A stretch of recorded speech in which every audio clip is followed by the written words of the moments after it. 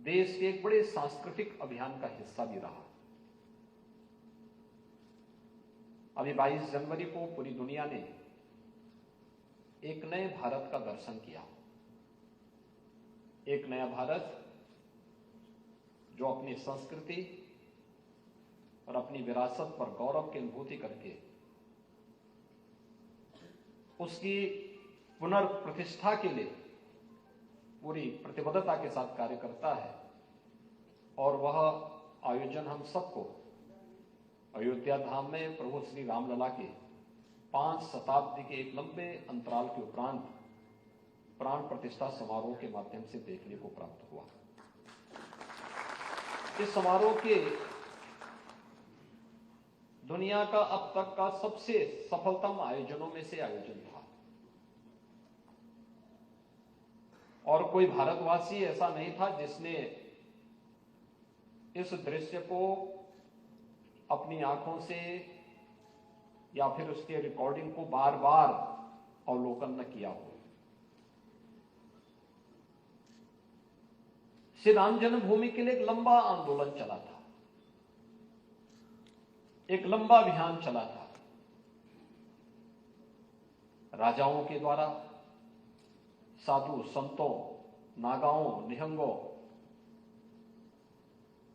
महिलाओं, युवाओं और समाज के विभिन्न तबकों ने अनेक लड़ाइयां लड़ी। 76 तो बड़े युद्ध हुए, 3 लाख से अधिक राम भक्त अयोध्या के लिए शहीद हुए।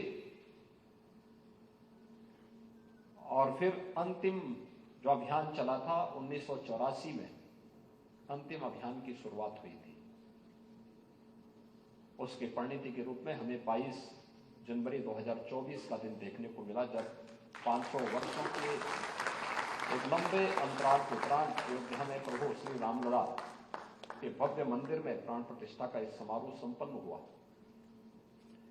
ये केवल एक प्राण प्रतिष्ठा का समारोह का आयोजन मात्र नहीं था, ये भारत के गौरव की पुनर्प्राण प्रतिष्ठा है। और उस गौरव की प्राण प्रतिष्ठा भारत की एक सांस्कृतिक भारत, जिस सांस्कृतिक भारत ने जब ये देश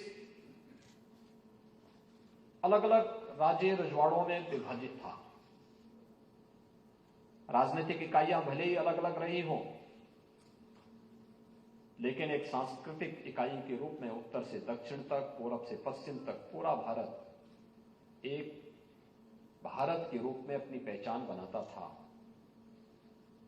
और वही कारण था कि जगतगुरु शंकराचार्य आदि शंकर ने केरल से निकलकर के एक सामान्य सन्यासी भारत के 4 कोनों में 4 पीठों की स्थापना कर देता है। क्योंकि सांस्कृतिक रूप से कहीं कोई भेद नहीं था। उत्तर में गंगोत्री से जल लेकर के कोई शिव भक्त जब निकलता है तो सुदूर दक्षिण में उस जल का इंतजार रामेश्वरम को रहता है, और रामेश्वरम में भी जल लेकर के कोई श्रद्धालु जब चलता है तो उस जल का इंतजार केदारपुरी में भी होती है।